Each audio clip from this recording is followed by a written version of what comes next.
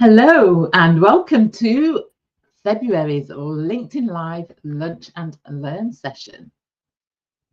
Whilst I'm waiting for people to come online, please share in the comments which part of the world you're joining from today.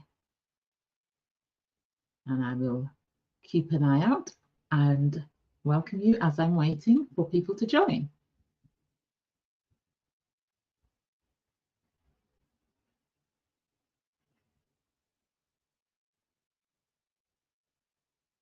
Just give it a few more seconds and then I'll get going.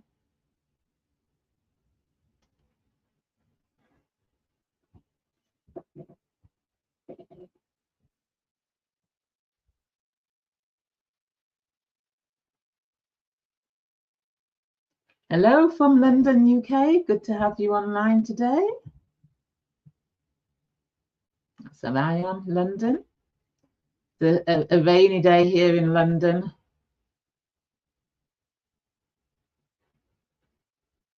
Hello, Mark from Colorado. Good to see you again.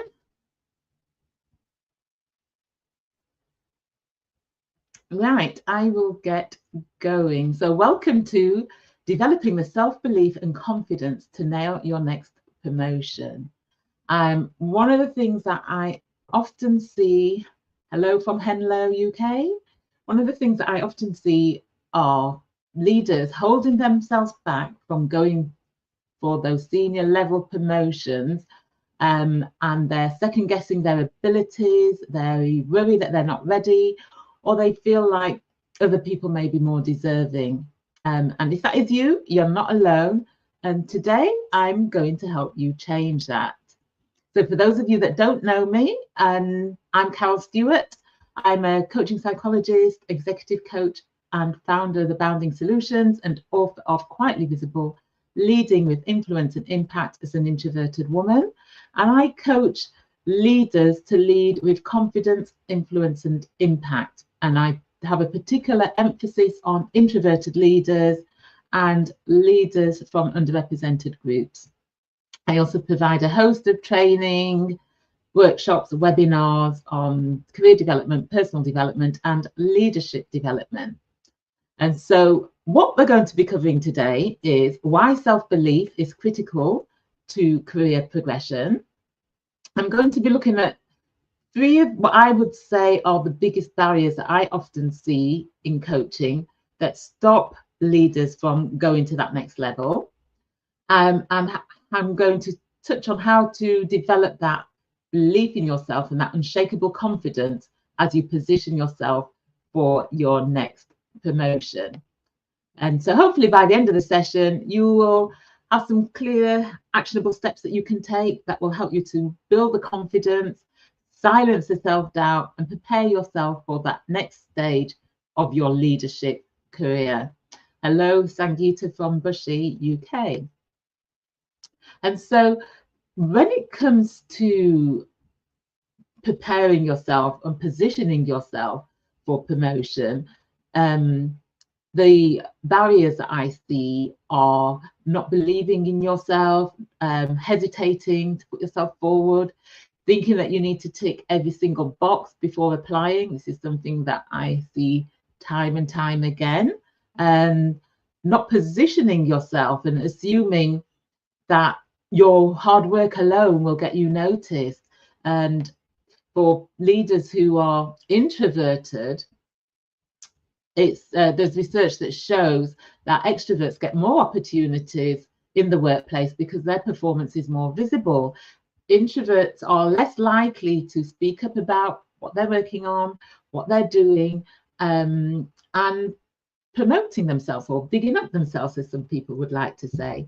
And it's not that they're not capable, it's just that things like self-promotion don't necessarily come naturally to people who are introverted, and introverted people are not necessarily bothered about being in the spotlight either, so are less likely to speak up and let people know about their successes and achievements.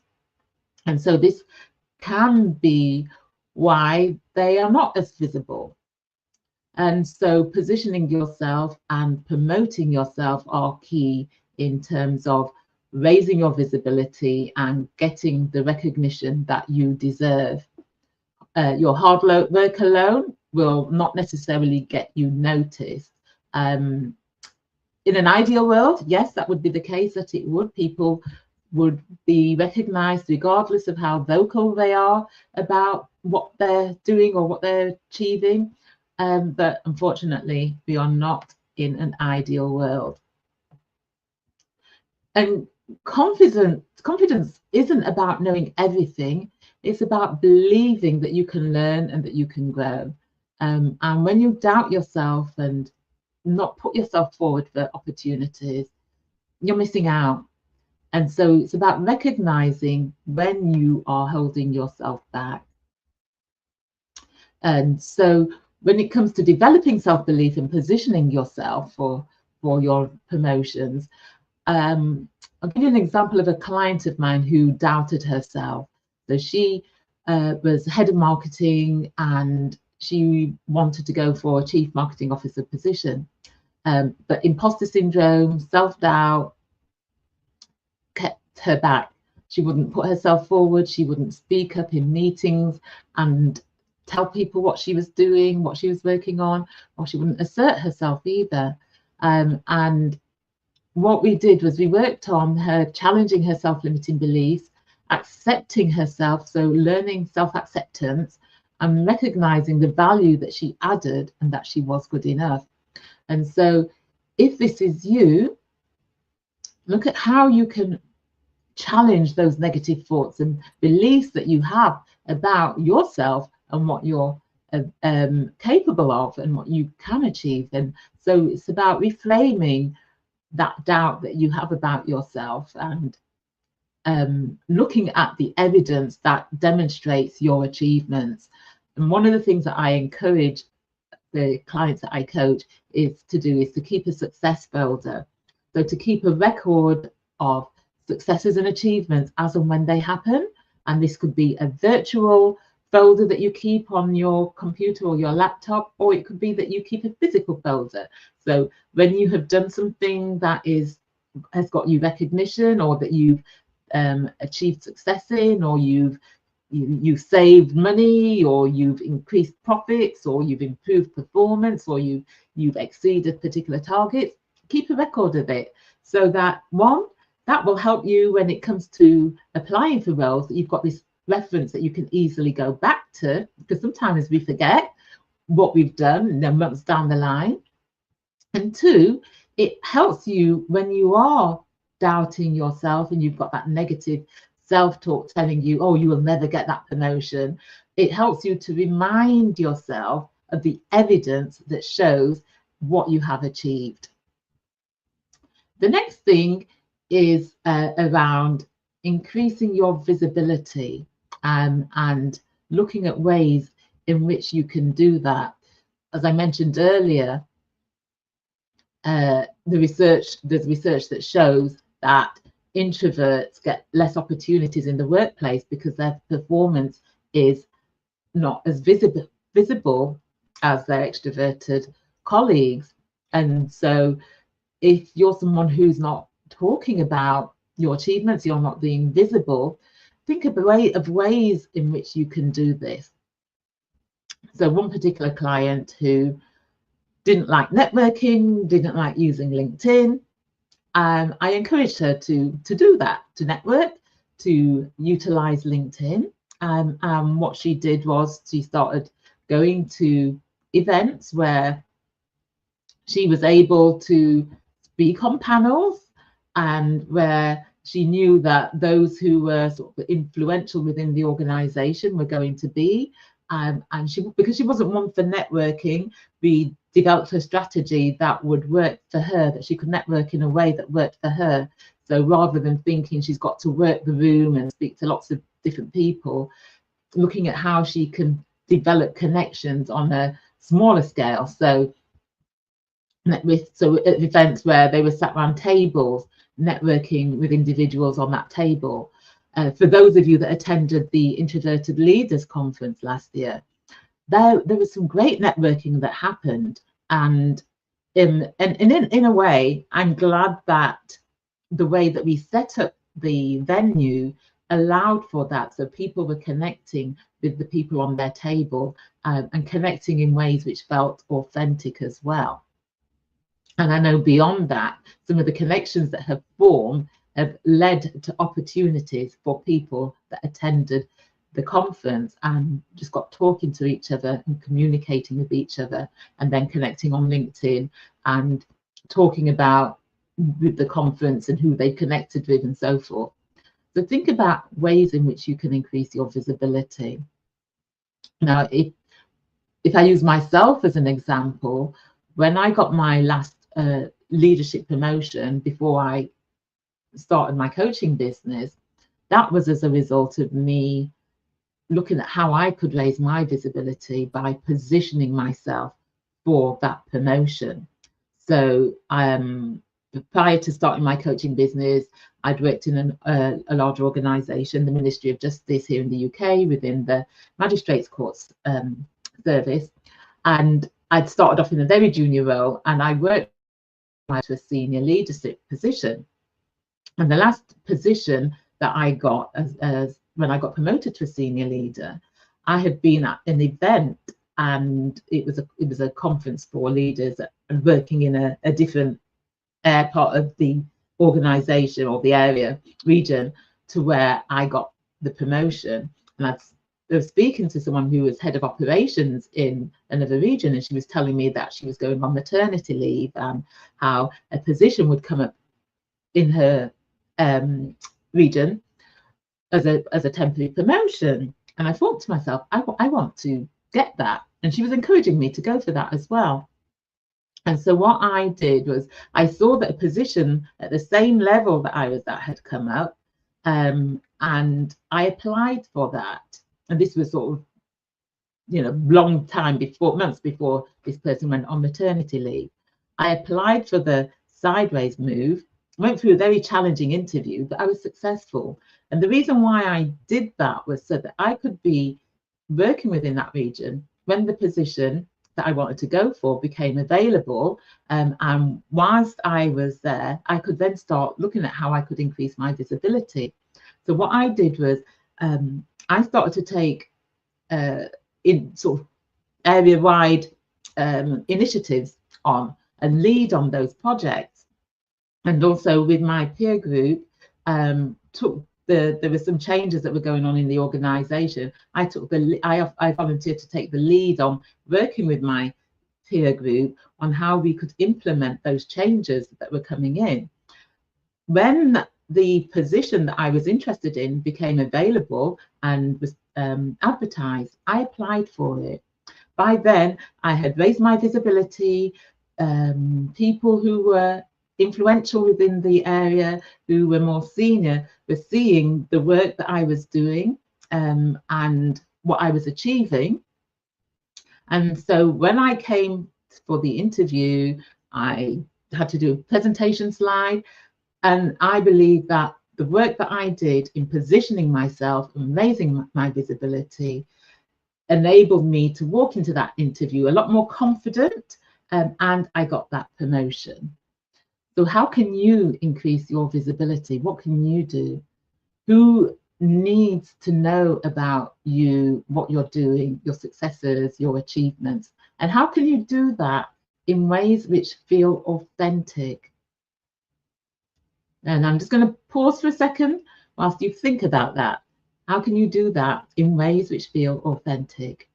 It might be that you send out an email, so you've achieved a particular result, and you send out an email and you copy in the person who is a lot more senior to you. Or it might be that in passing, if you're working, if you're actually going into the office, is when you see those people that you want to influence or you want to be seen by, you stop and have conversations with them, and you bring in the topic about what you're working on. You integrate that into the conversation so that they can see and know you. And also, when you're thinking about increasing your visibility, think about sponsors. Who can sponsor you? Who can be your champion to talk about you and your successes and achievements as well. And so once you've increased your visibility and start promoting yourself, then think also, when it comes to self-promotion, think about the external environment to the organization as well. So speaking on leadership panels that for your industry or particular sector. So if you contact your particular professional body for your sector, offer your services to speak at their events or to speak on their panels, so that you can showcase your credibility and your expertise as well. And the next thing that I want to talk about is developing that leadership mindset. So start showing up as the leader that you aspire to be, even before you get that promotion. And what I mean by this is, though, look at how you can let people see that you're thinking in that way, that you act in that way. Look at what the competencies of that next level are, what those behaviors are, and how are you demonstrating those in your everyday work. Now, a client of mine who was head of finance and wanted to go for a director of finance director position, and she was very good at identifying her strengths and utilizing her strengths within her current level, and she was very good at encouraging her team to utilize their strengths as well, which was all well and good because that was helping them with their development. But what she wasn't doing was demonstrating her strengths at that next level up. So what we did was we developed a strategy whereby she would stand in for the finance director at meetings when they were on leave, or she offered to take over particular projects that they were working on, and as a result of that, get to interact more with those senior stakeholders, those stakeholders that were more senior than her, going to those meetings as well, and starting to put her suggestions forward. So that was something that we had to work on, is her being confident in asserting herself in these meetings and putting forward her ideas and suggestions. And as a result of doing that work, she started to show people that yes, she can perform at that next level. And as a result of that, she was then able to get the role that she wanted to. So I've got a comment here. Acknowledge other people's success. They will remember who noticed their hard work. Thank you for sharing that. So those are some practical strategies that you can put into practice.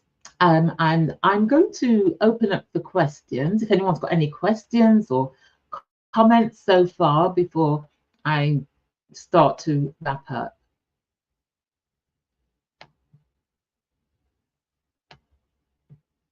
Any questions so far? Let's have a look in the comments.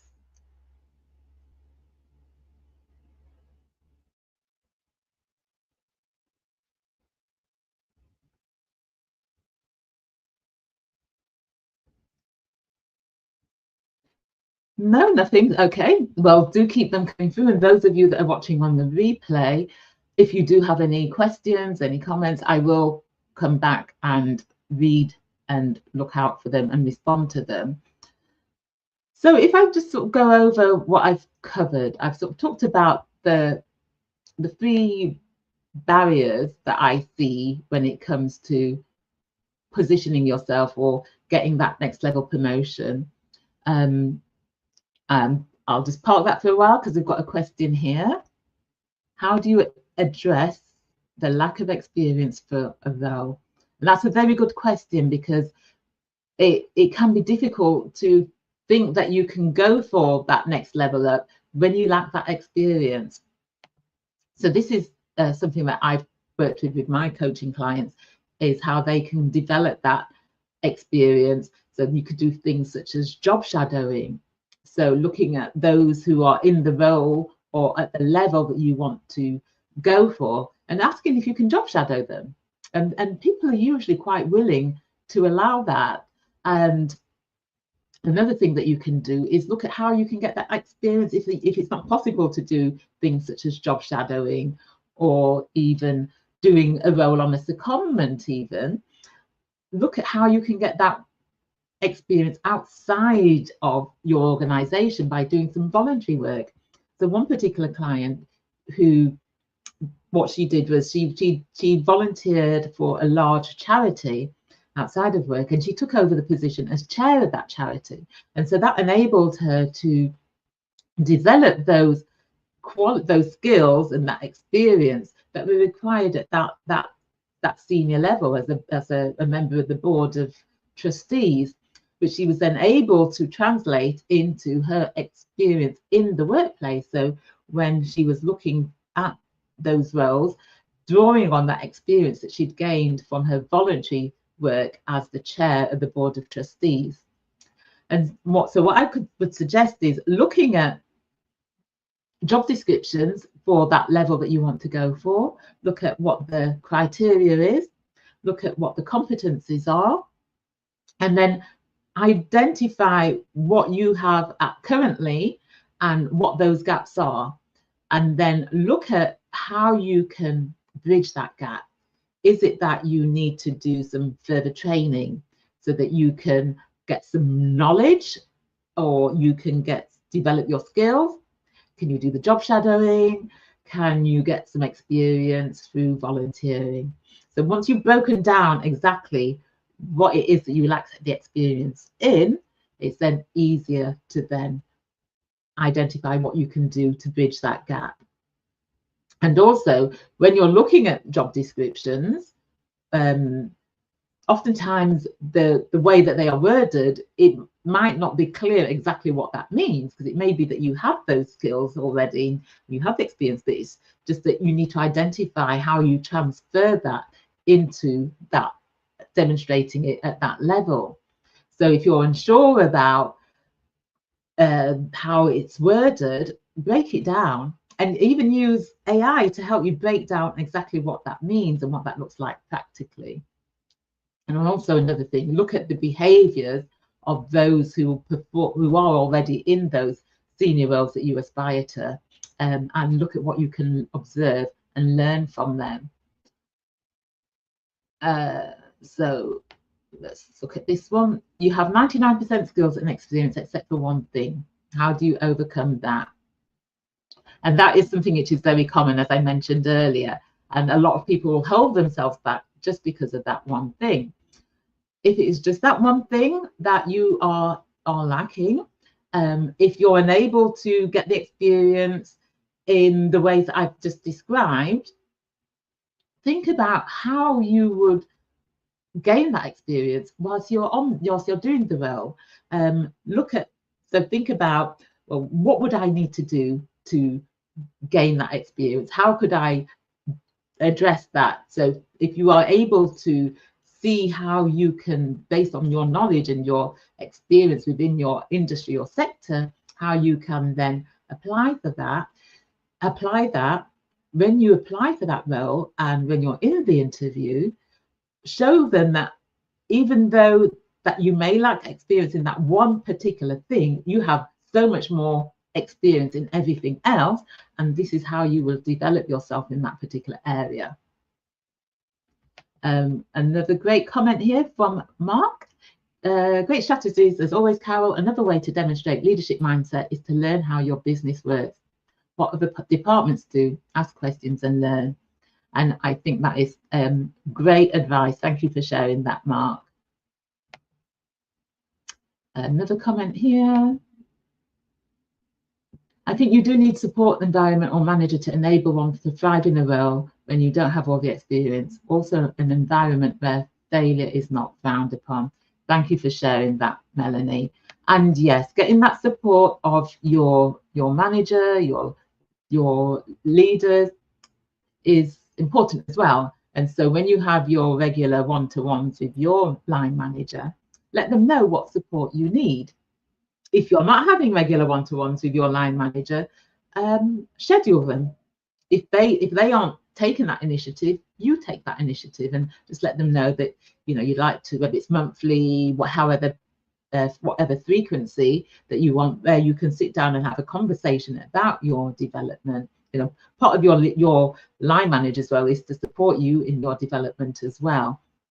So having those conversations, letting them know what kind of support you need is crucial. And in the current climate that they're in, where there is a lot of organizations that are doing away with DEI policies and initiatives and programs, it's going to be more so important that you have those conversations with your line manager if you identify what support you need and how they can help you to develop that. And also what I would add is not just waiting for your organization to provide you with those developmental opportunities or the training, is to seek it out for yourself. Making that sort of investment in yourself, you will reap dividends. If your organization doesn't provide coaching or training for you to develop in particular ways, look at where you can get that yourself. So thank you for that. Right, so any other questions or any other comments? So what I've covered is, to wrap up, I've looked at why self-belief is critical for your career progression, looked at the barriers, or 3 of the common barriers that I see preventing introverted leaders from getting the promotion. That's that belief in themselves, that is the positioning themselves, and that is the promoting of themselves. And so hopefully you will be able to take away what I've shared today and put together an action plan that will enable you to nail your next promotion. So start overcoming that self-doubt and self-belief and positioning yourself and go and get that promotion. Now, any further questions, please share in the chat. Next month's LinkedIn Live, I'm going to do it around asking for what you want, how to overcome the fear of rejection to ask for what you want. So I will include in that some aspects of negotiation as well, so that when you get that promotion and you're negotiating your pay package or your compensation package, or if you are wanting more support to get your next promotion or in anything else, then I will be sharing how you can go about that in next month's LinkedIn Live. So stay tuned, connected, so that you know when that is on. Let's have a look at the chat before I move on. Melanie said, thanks, Carol. Mark says, another great session. You are always able to break down challenging topics to clear and actionable concepts. Thank you. Thank you for that, Mark. And it's always a pleasure to see you online. Julie says, thanks, Carol. Inspiring talk. Shalina says, interesting session, Carol. I'm not going for promotion, but what you've shared is relevant for me as a business owner. Thank you for that. Thanks, Carol. Great session. Looking forward to the next one. Thank you, Maxine. And thank you, LinkedIn user. And so if you are not following me here on LinkedIn, then do follow me here on LinkedIn, because I share lots of tips and advice here on LinkedIn.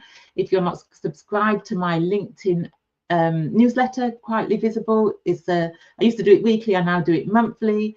Then if you go to my profile, you will see my new LinkedIn newsletter on there. You can subscribe to that, or you can join my weekly, even not weekly, my weekly email list for inspiration, information, and strategies that I share on a weekly basis to those on my mailing list. And you can join my mailing list at aboundingsolutions.com.